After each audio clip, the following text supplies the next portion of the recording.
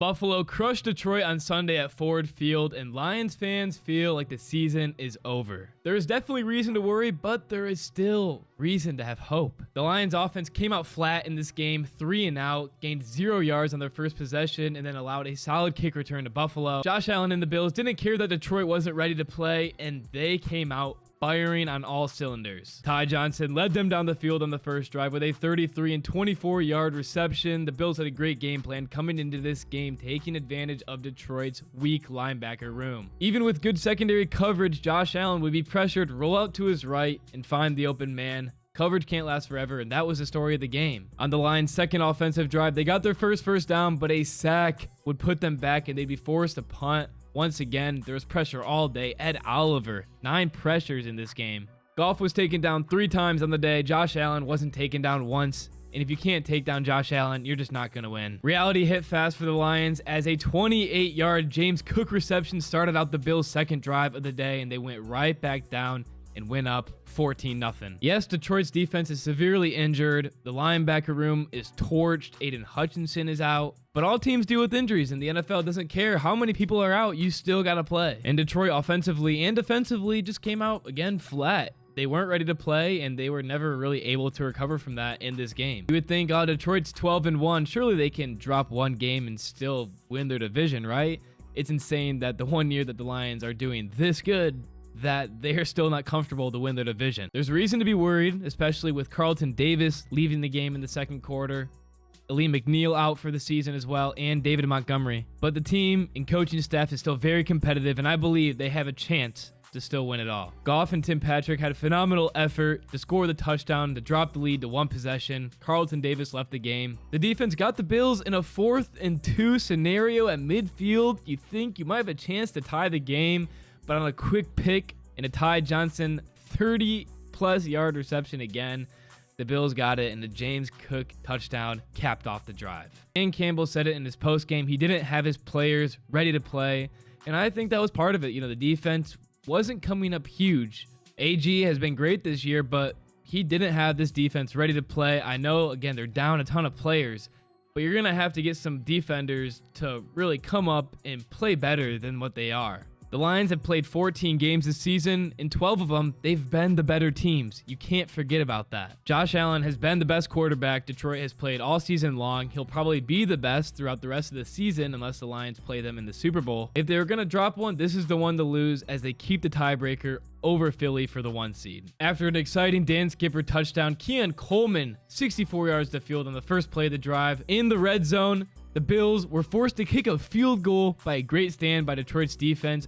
Khalil Dorsey left the game with a season-ending injury, and Bass missed it. Detroit has a chance to tie the game before halftime. This is another thing that killed Detroit. The beginning of the game coming out slow and flat, that was one of them. And the second one is here, not scoring before halftime on this prime opportunity. Johnson lit up St. Brown, and on 3rd and 10, it bounced off his fingertips. Ball was a bit outside. Goff could have threw it a little bit better, but you think if St. Brown doesn't put his hand up, maybe he gets there. The field goal by Bates is missed. The Lions go into the half only down by 7, but the Bills are going to get the ball to start the third quarter. Just think, Buffalo had a chance to go up 28-14 and then get the ball to start the second half, but then Detroit has a chance to tie it at 21, and then they sell. It's just unbelievable. That killed them. And then the third quarter, Ty Johnson, another 19-yard reception. That doesn't help. Detroit's lost. James Cook takes it home for a 40-yard rushing touchdown. Kirby Joseph, come on, man. If you're going to grab the hair, at least tackle him.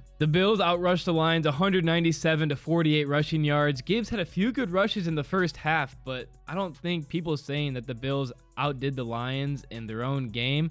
The Lions abandoned the rush because it wasn't working and they needed to score fast. And again, the Lions linebacker room is really one of the key factors that killed them, along with an edge rusher not being able to sack Josh Allen. Ezekiel Turner and Quan Alexander are not tackling Josh Allen in open space. They can't guard James Cook, and they're just not amazing at taking out the running back in the second level. In the second half, the Lions came out with a lot of screens to Montgomery and Gibbs, which worked very efficiently. They should have resulted to this earlier in the game, maybe after they got 0 yards on their first drive. I believe Montgomery might have been playing with a torn MCL in the third quarter. The third thing that really killed Detroit was the St. Brown fumble. There would have been a penalty on Detroit on that play, but turning the ball over deep into that territory, just handing the Bills another touchdown, Jeez. Goff started slinging the rock in the third and fourth quarter. What a game from him. 5 touchdowns. The Lions lose. He had 5 interceptions earlier this year. The Lions won. That's insane. This Jameson Williams drop. I love JMO. He's a great player, great mindset, great person, has done a lot of work in the community, but you got to catch that ball, bro. I know that it would have been taken away from a penalty, but that is a must catch for the Lions in that scenario. Goff continues to show how amazing of a leader he is. This is before the game. I saw this. Jameson Williams talk about the calming effect of Jared Goff.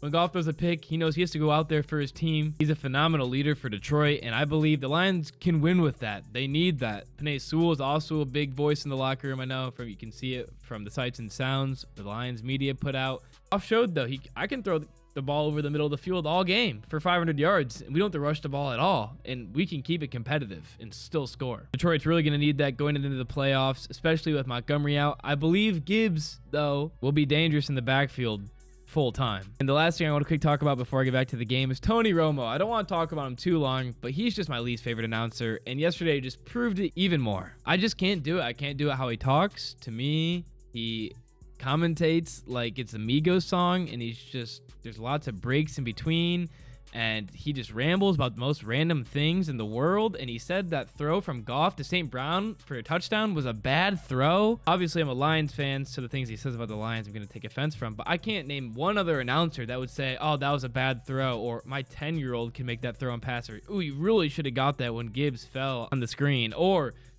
Jared Goff is a slow runner when he runs for the first down. I don't know.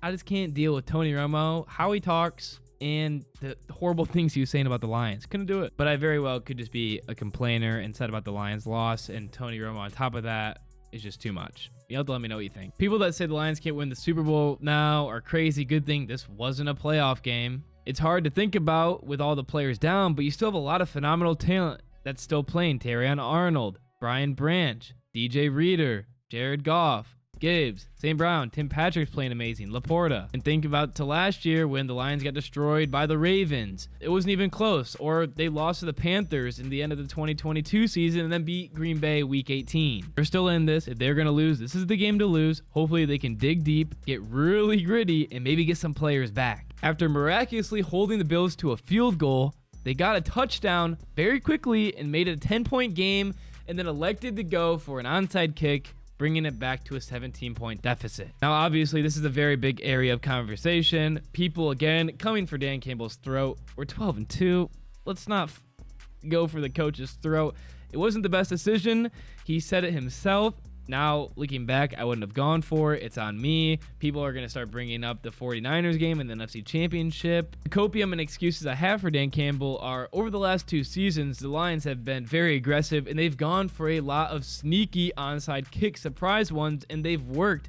Now, with the new NFL rule, which is stupid, where you have to declare it being an onside kick, the Lions are able to do that, but by still going for the onside kick, they're kind of sticking to their old ways, if that makes sense. However, I know you're not beating the Bills, but recovering an onside kick is extremely hard. I don't think the odds are even near being in your favor.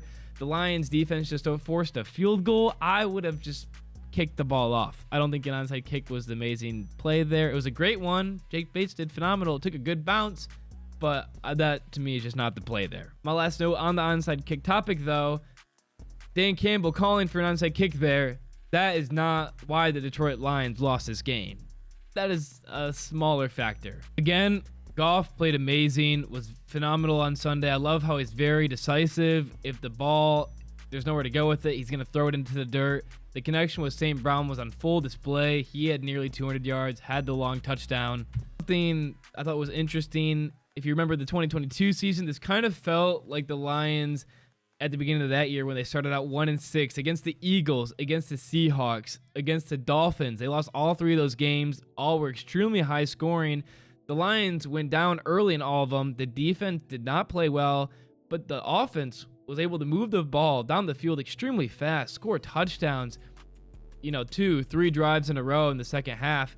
But they were never able to close a deficit in those games and take the lead because the defense just gave them no opportunity. You got to give the props to Buffalo and Josh Allen. He's going to be the MVP. They made no mistakes in this game. Every single ball that Josh Allen threw downfield was caught. Not one drop pass. I was just praying all day for one of them just to go through the wide receiver's hands. No matter if it was on the tip of his fingers, he was still bringing it in. One time when Bass missed the short field goal, the Lions had a chance to make it a close game. The Lions couldn't take advantage of the opportunity, and they didn't see another one for the entire 60 minutes. Buffalo was just flawless. I don't know about you, but I had faith until the clock hit triple zeros. I really would have loved to see a Hail Mary opportunity. What a great game plan for Bates to kick it up the middle on the onside kick and go recover it themselves.